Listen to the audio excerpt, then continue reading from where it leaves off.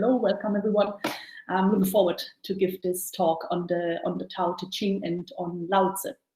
The Tao Te Ching is quite a mysterious and vast text, and would possibly take many hours to learn and to understand more. So I'll just focus on a couple of key elements. And I'm basing the content mainly on the research of 3 books. So, of course, the Tao Te Ching itself. And then there is a book which is from Martin Parma, it's called The Elements of Taoism. And also the Sacred Books of China, which was translated by James Legge. So the Tao Te Ching is covered there, but some other texts as well. So I'll briefly talk about the potential author, which is Lao Tzu. And then the main concepts, which is, of course, the Tao, which is described or translated sometimes as the way of nature or the path of nature. Te, which is virtue or the right way, the right pattern of behavior inspired by nature.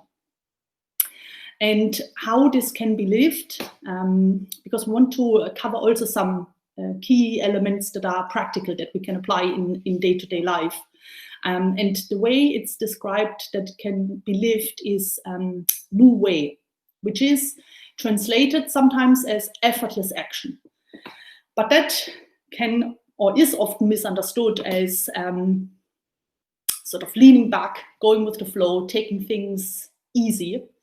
But that's not what Wu Wei or effortless action means. It's basically almost the opposite. A simple explanation of what Wu Wei means is to act without being combative or egotistical. Okay, so it's not to pursue and push for example, for our own preferences or manipulate situations in the way that suit us or what we consider comfortable, or where we are too focused on perceptions, what people think of us, and so on. But the way it's described is, the way of the Tao is described as purposeful but undemonstrative. And the Te Ching also refers, or how this can be where we can inspire ourselves, is the 3 jewels, or it's called sometimes the 3 jewels or the 3 treasures, which is to act with gentleness or kindness, economy or moderation, sometimes described as simplicity. And then the 3rd one is shrinking from taking precedence of others, or humility. And then lastly, I'll talk about possibly the most famous concept of Taoism, which is the Yin Yang, okay, or which we can also call the harmony of opposites. So, but let's start just briefly about Lao Tzu. So he was attributed to have written the Tao Te Ching, and it simply means Tao, the way, Te is virtue or power, authority of over ourselves, and Ching is just translated as book or classic. And Lao Tzu was not his given name, but it means old man or old boy. And there's not a lot of verified facts about him. There's some writings and legends. One, for example, refers to him as a sage teaching humanity about the Tao. Because Taoism is much older than when attributed to Lao Tzu when he was writing it. So he might have been a fictitious character. If he lived, he's said to have lived in the 6th century BC. Some legends talk that he was the curator of the National Library, or that he has been the teacher of Confucius. Okay, and Lao Tzu, together with Confucius and Buddha, are considered the 3 great Chinese spiritual leaders. And there is a story, an analogy that describes the difference between their philosophies. Okay, and you can find Chinese paintings of that analogy as well. And it is depicted 3. So we see the 3 men, and they are around a large vessel which is filled with vinegar. And the three of them are tasting it. And one reacts with a sour expression, one with a bitter expression, and one with a sweet expression.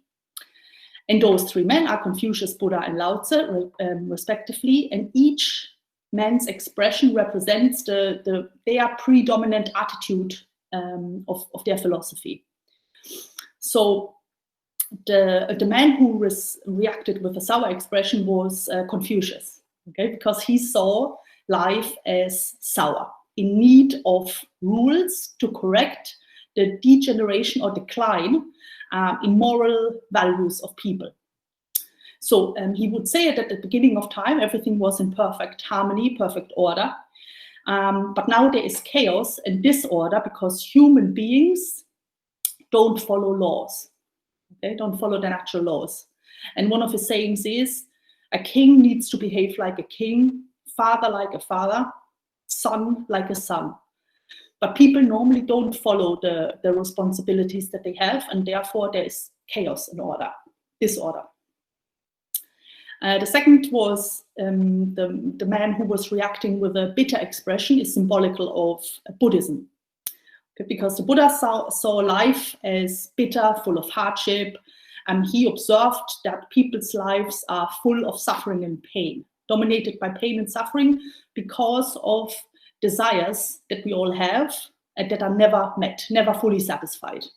So we always are left wanting more. And there's normally no limit really to our desires. As soon as we've reached something, we're longing for the next. And then the last man who had a sweet expression on his face was representative of Lao Tzu, because he sees life fundamentally perfect in its natural state, but that there are also too many man-made rules which contradict the laws of nature, and that we need to follow the natural laws. And then there's another interpretation of that painting which says that those three men, because they're gathered around the same pot, that these three teachings are actually one. They come from the same source. They try to explain the same thing. So the Tao Te Ching is actually a combination of two books. So the Te Ching is on morality and ethical behavior. So like I said, it's the virtue or power, authority of over ourselves. And then the Tao Ching is the way, like I said, the way of nature. And it's one of the ancient Chinese texts which describes concepts that are much older than the time that it was written. And it's written in Old Chinese in a way that's not really familiar to our mostly kind of rationalistic, analytical mind. And it's even different from the modern Chinese mind. Because in a rationalistic way, we favor clarity. So we favor definitions, we find comfort in rules. We may sometimes disobey them, but there's comfort in rules. And similar to modern day philosophy, which is oftentimes more about definitions, to find different definitions of what different thinkers thought and considered about what is, for example, the purpose of life, what is society, what is happiness, and so on. But in classical philosophical texts, like the Tao Te Ching or the Dhammapada in Buddhism, the Bhagavad Gita in Hinduism, Egyptian texts, mythology, but even in Western thinkers like Socrates and Plato, definitions are often posed as questions, or they are presented as paradoxes, stories, analogies, and so on, which is a different method of teaching. And what does that do? Yeah, it invites us to engage and interact with the teachings. Okay, it's to internalize them and to practice them, to understand them better. Because to engage in these dialogues, it's not intellectual, but it's based on practice. Okay, if there are questions posed, naturally we try to find answers. So these ancient texts are open systems in a way, versus closed. Yeah, where we have a definition and we have an answer, and that's it. No more debate, no more discussions in a way. So the Tao Te Ching is text like that. Most parts cannot be understood intellectually. All the concepts that are discussed or that are presented, that are written there, are understood or meant to be understood in a non-intellectual way. And we are told that literally in the very first few lines. Okay, so those who've read it might remember this. It says the Tao that can be spoken is not the real Tao. The name that can be named is not the true name. Sounds like a paradox. There's many paradoxes in the Tao Te Ching. And this just refers to that the Tao is vast and we can't understand it in a rational way, but there is something in that resonates normally with us. Yeah? And we usually give a lot of importance to our rational mind. But there's also many things that we understand in a non-rational way. So, for example, we recognize beauty in different forms. So we see it in nature, in maybe movements of people, in the behavior. We feel love, we express love, but we can't measure that. We can't weigh it or measure. But we might try to intellectualize it, but it's not a rational expression. Okay, but we still have a sense of it. So the Tao Te Ching talks about this, the Tao, and there's various translations or various ways how it is described to come a little bit closer to what it means. So I'll just read out one of those sections. When the word is translated way, it means the way of nature, her processes, her methods, and her laws. When translated as reason, it is the same as Li, I don't know if I'm pronouncing that right, the power that works in all created things, producing, preserving, and life-giving. The intelligent principle of the world. When translated as doctrine, it refers to the true doctrine, representing the laws and the mysteries of nature. Okay. So again, it's quite a vast concept and what the Tao Te Ching covers, but the true understanding, and there's many references in the book of that, we can only understand the Tao really when we try to apply the teachings. So the primary significance of the Tao is simply road, path. And there's a quote from Lao Tzu which describes this as well. And it says, if you want to awaken all of humanity, then awaken all of yourself. If you want to eliminate the suffering in the world, then eliminate all that is dark and negative in yourself. Truly, the greatest gift you have to give is that of your own self-transformation. So the Tao is not a phenomenon or a being, but it's a mode of being. It's a mode of living. And the concept that's described is a universal concept. So it's similar to Dharma, for example, in Hinduism, Mat in Egypt, and the good as it's described by Plato. Yeah? So it's universal laws.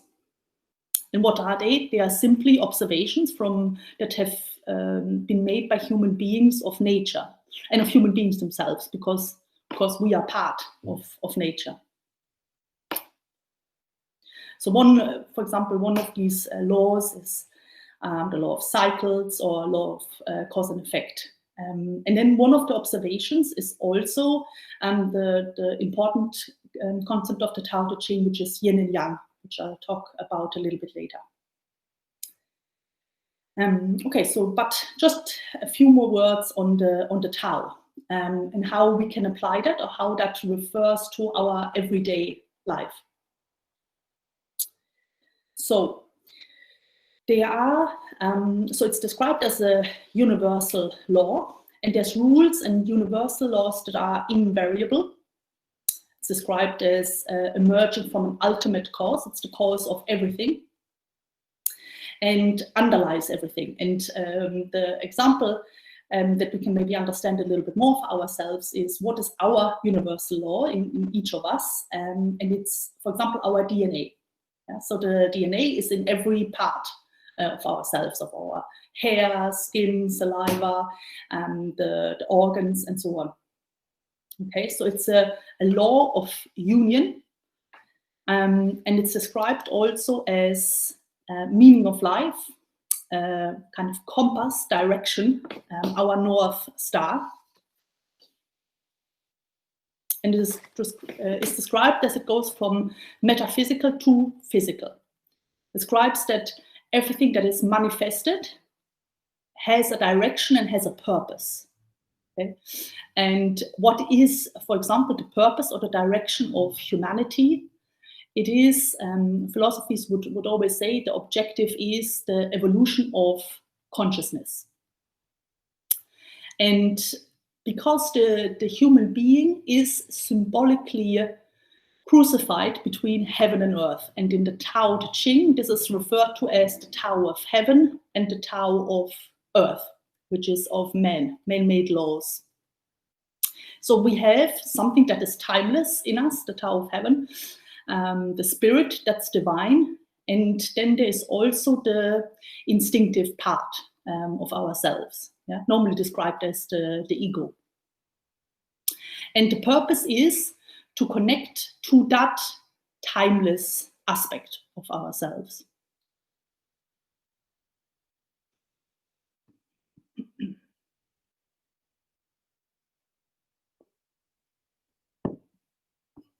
Because oftentimes, how it's described as well is in Wu Wei, which is, like I mentioned, this concept of effortless action, where the intention and action is one.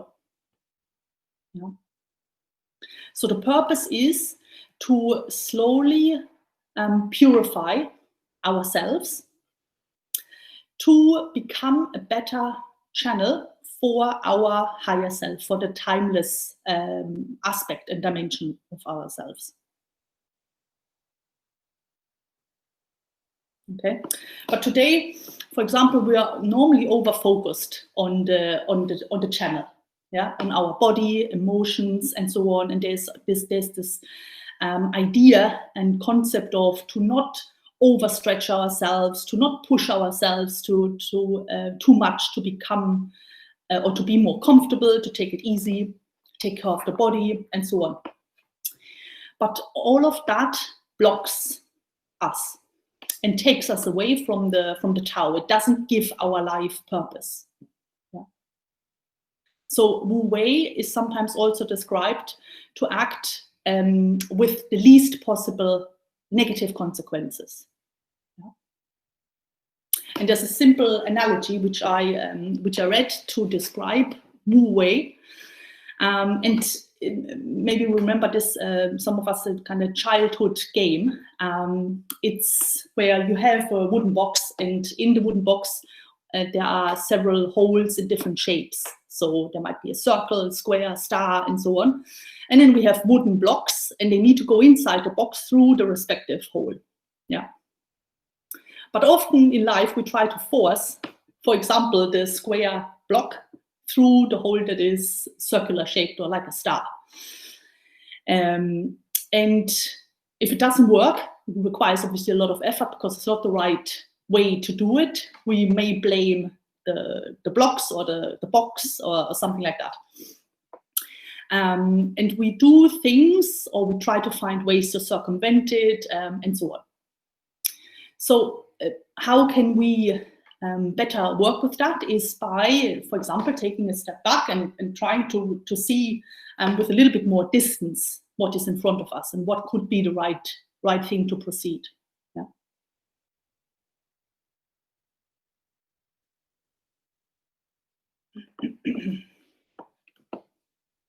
So the another important idea of the Tao Te Ching is that of Yin Yang.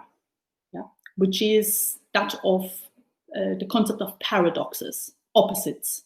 So it's fundamental to understanding the Tao, because the Tao Te Ching suggests that we understand reality through paradoxes. So reality consists of opposing forces, which the Tao Te Ching calls Yin and Yang. And it's important to understand that they are just natural forces. They don't have a mind of their own. One is not better or worse than the other. They're just two different energies.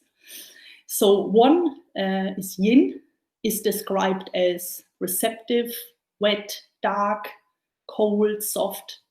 And then Yang is the opposite. So it's active, hard, dry, hot. And it says that life is spinning and there's movement because we have these opposing forces. Yeah, and they are in constant movement. As soon as one is peaking, it reaches its peak, the decline starts, and then the other energy takes over. So it's also described as rhythm, but also harmony of opposites. So an example of that is music, where we have an alternation between sound and silence.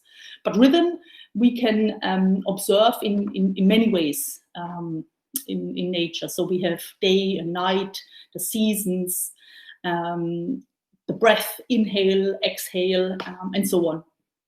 And we can appreciate one because there is the opposite. Yeah. For example, if we are very nervous, very anxious, very tense, we are overflown with yang energy. Okay, there's no natural rhythm. So a small Taoist practice, for example, is in those moments when we feel like that, to focus on our breath. So if we're anxious and angry and annoyed, we're full of yang energy, and we need to introduce yin, which is literally to cool down, to slow down, and to become open to other ideas and other actions. The other facet of when we consider yin and yang is that we can perceive beauty, for example, because there is the absence of beauty or ugliness. Health because there is illness. Justice because there's injustice, and so on. So one needs the other, and there would be no movement if there's just one part. So we see this as divisive, or divided in a way. But the Taoists would say that everything is joined. One has the element of the other, because nothing is really separated in a way. If we're looking, for example, at the seasons, when is the actual moment when spring, for example, stops and summer starts?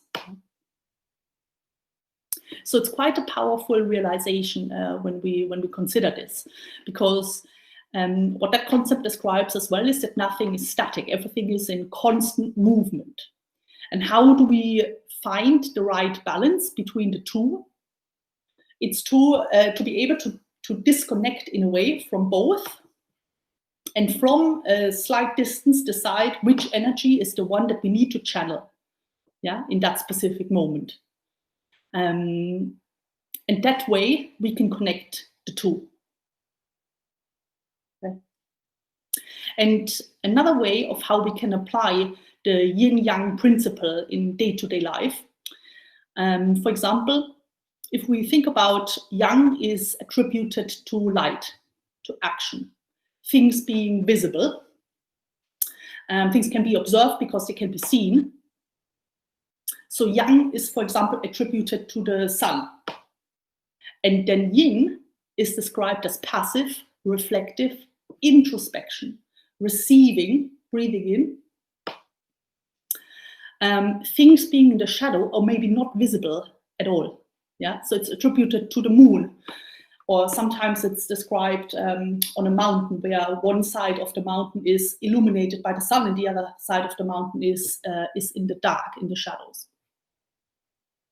So if we think, for example, of the next situation that we're in, where we're rushing to snap judgment or to kind of immediate conclusions based on what we perceive, what's obvious kind of in the situation, or what we think we perceive. And oftentimes that is the source of conflict as well.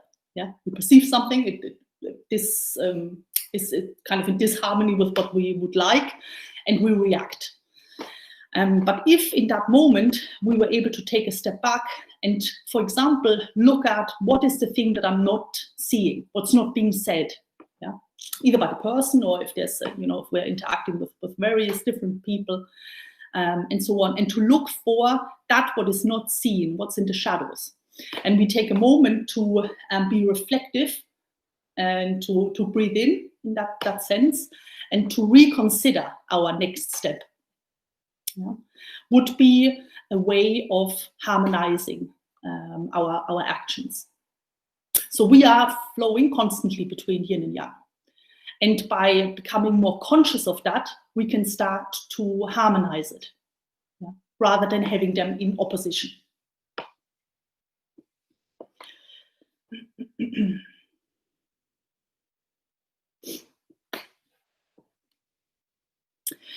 In terms of how to act, or the advice that the Tao Te Ching gives in the book, which is about ethical behavior and morality, it talks about that Wu Wei is lived through the 3 jewels, or the 3 treasures.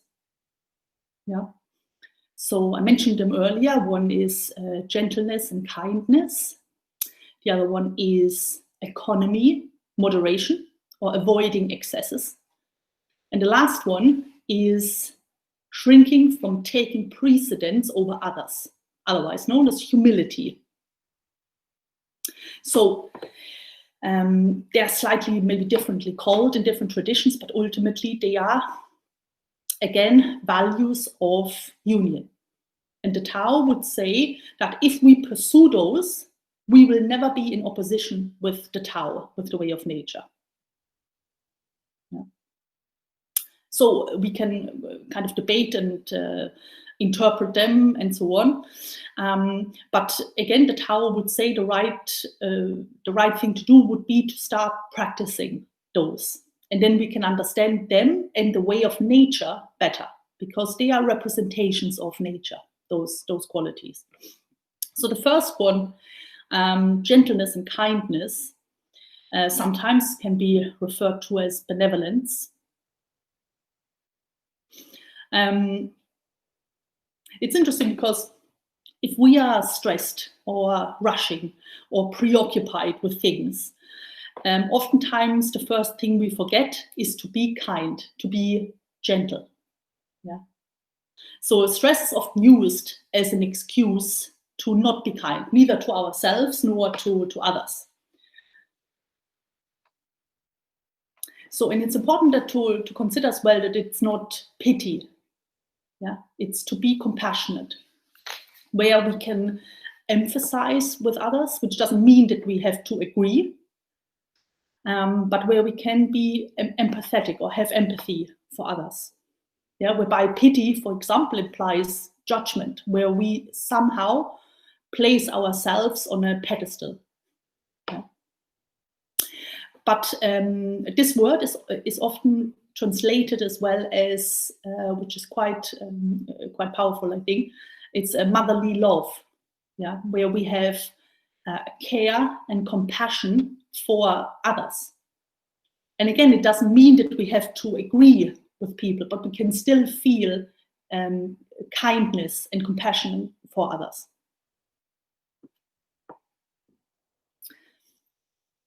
And then the other one I mentioned was shrinking from taking precedence over others, or humility. And this means that if we assume in all our interactions that we may not have the ultimate truth, or that we can learn something from the situation that we're in, if we're not imposing our view on others. This is a very important concept in Taoism, and then later in Zen Buddhism as well. And it's quite prevalent in Chinese art as well, if we look at it versus Western art. So, for example, if you were to look at a kind of a traditional Chinese painting, which is called Man Drinking Tea by a Stream, you would see an image where you may see trees and a hill, bushes, rocks, and so on, and a little stream. And then somewhere in the image, you would see a man drinking tea by the stream. But that man would just be part of the whole overall image. It wouldn't be the first thing that we see. If we look at the same painting with the same name in the Western art world, the first thing normally we would see is the man drinking tea by the stream, and everything else is kind of supporting, the supporting cast, say. And it's a very sort of subtle difference, but important, because the modern mind considers the human being separate and above nature in a way. Okay. And in Taoism, the view is very different, because what exists, what is the Tao, and it's in everything, and we are part of the Tao. We're not separate. Okay? So what does that mean in our interactions, for example, with others?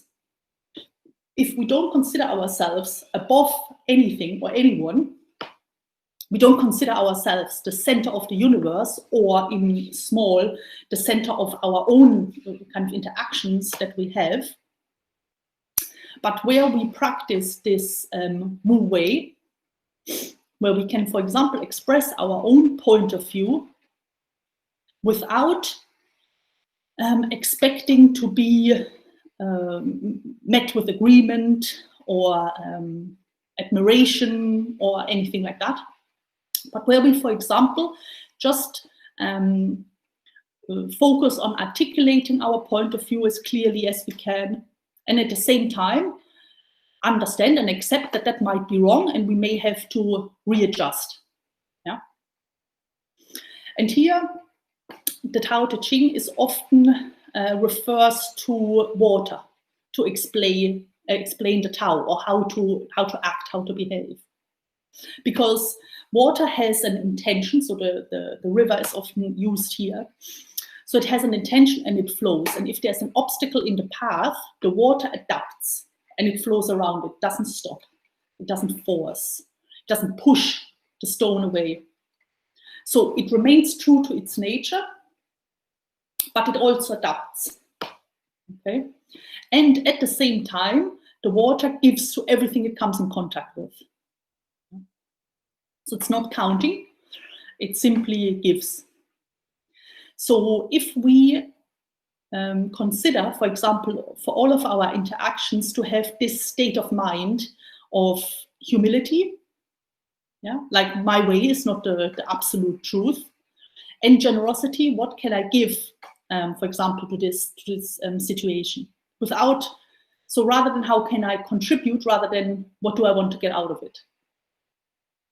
Yeah. So here it's where it's described as well as the Tao of Heaven. And it's described, it's the course that is quiet, that's undemonstrative, it's free from motive and effort. And as such, it's seen as the process of nature, successful without striving or crying. And then there's the Tao of Man, which is described as doing and being embarrassed. Thereby is the way of man. Yeah. So it's normally described as if we follow the law of our ego, for example. Yeah. Because our ego normally wants to be undisturbed, wants to be right. We follow our own preferences. We put that above everything else, yeah, everybody else. And that can make situations, sometimes it's not, doesn't wreak a lot of havoc, and sometimes it can be very destructive. Yeah. So quote from the Tao Te Ching, which describes this as well, is the supreme good is like water, which nourishes all things without trying to, because water excels in benefiting the myriad of creatures without contending with them, and settles where none would like to be. It comes close to the way. So it's to let everything be as it is, and at the same time remain true to what we regard as the highest. And they would be, for example, those three jewels. Yeah, where we express our nature, where we don't express our preferences. Yeah, because division normally happens on preferences. Yeah? Some prefer, I don't know, hot weather, some cold weather, some prefer to work at home, others in big groups, big teams, and so on, but they're all preferences. But if we stay true to our higher nature, for example, to become more humble, yeah, more generous, more courageous, and so on, then the way we express it might differ.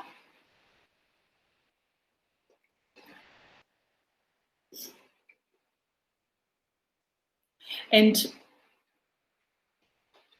yes, so the last aspect of these three jewels is described as simplicity or moderation, avoiding excesses. And what many people normally draw us to Taoism or to Zen is because it describes so well how to act in that way. And there's always this sense of encouragement of how to reach, to live in accordance with the Tao. So it's not descriptive or focuses so much on the path or the difficulties or the challenges. It just sees it as life, and we have to constantly adapt. So it gives perspectives and gives images on how to deal really with life. Yeah.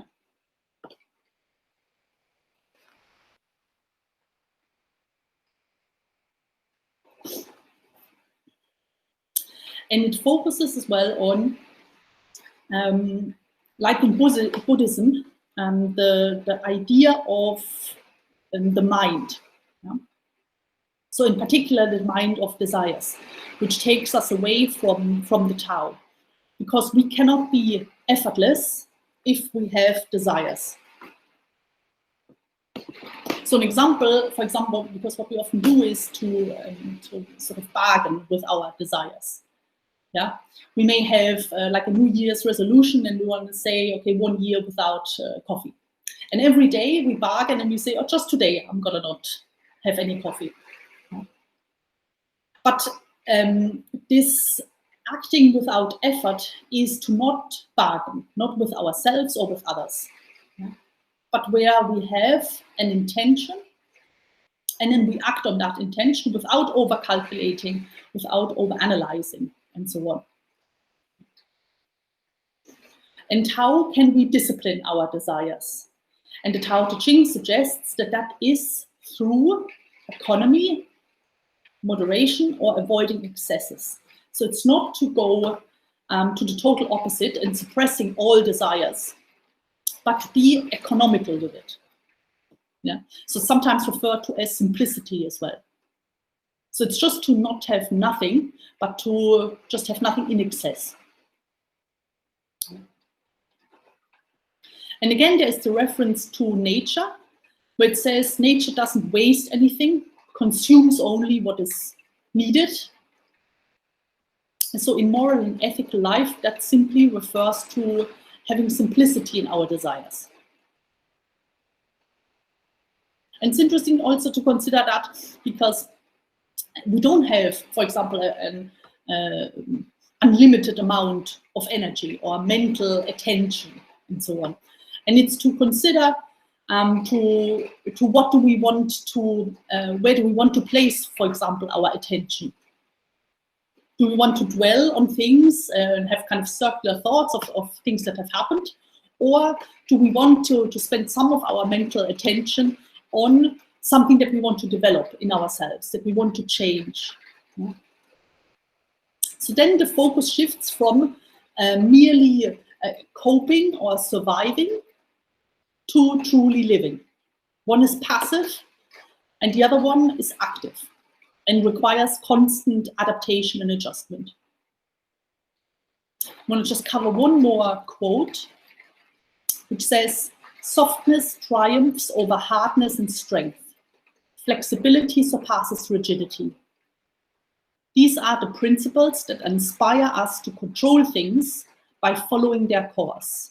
The art of mastery by adaptation." So that reminds me of, I don't know if maybe some of you have done sailing as well. If you ever have, when we are out on the open sea on the boat, there's many things that we have to adapt to.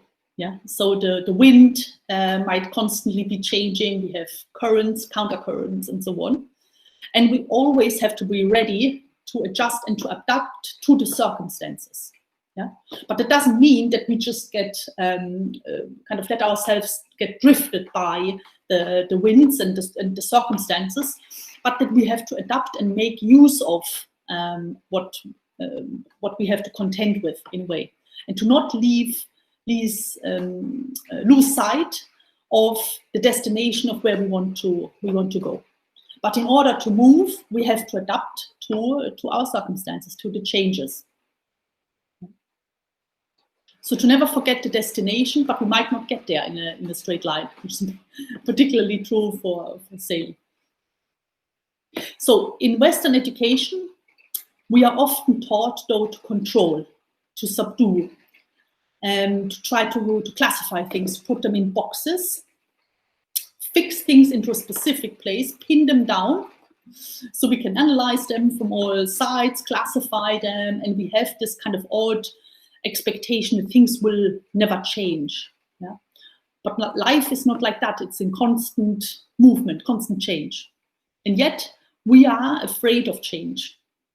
We want to always control everything. Yeah. So we pin something in place, and then the next time we'll get there, it's still there. Yeah. And why do we do that? Because that way we expect, or we hope we only need to invest the absolute minimum of effort and energy. But what it also means is that we avoid life, because life is in constant change. And to remain inert and to remain static is the opposite of life. Yeah. So remaining into what's called our comfort zone is that. It's the opposite. So in conclusion, we've only looked at really a couple of concepts from the Tao Te Ching. The Tao, which is described as the way of nature, which is a method of living in accordance with the natural laws observed in nature. And we looked at Wu Wei, which is described as effortless action, where our intention and action is one. And it's described as by following or acting the three treasures, which is acting with simplicity, no excesses, acting with humility, where we don't consider ourselves superior to anyone, where we're not seeking the spotlight, but, for example, focus on what we can do or how we can participate in the situation to help rather than to take from it. And kindness or benevolence, which is not weakness, but it's to foster an understanding of ourselves and others, and to be empathetic and understanding, and at the same time to be intelligent of what we take with us on our path. Yeah, like the river, for example, that flows and carries along with it everything that's in accordance with its nature and leaves behind what weighs it down. Yeah, but we're often, for example, too preoccupied with what people think of us or what they're saying and so on.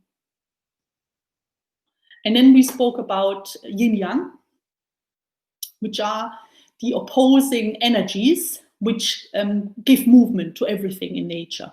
Yeah, they're not separate, but they're dependent on each other and they're part of each other. And they represent movement and progression by seeking balance and of what is seemingly opposites, where we cannot understand one if we don't have the opposite. Yeah? And we can understand one because there is an opposite. And therefore, we can choose what to apply in any situation, because the Tao, symbolically, is on the line where yin and yang meets, where the white and the black part meets. That's where the Tao symbolically is. Okay. So everything in the universe is in constant movement. Life is movement, and therefore change. And it's to not be afraid of that, of the change, but to be open to adapt to it, while not forgetting to remember who we want to become, who we want to be. And that is what the Tao Te Ching describes.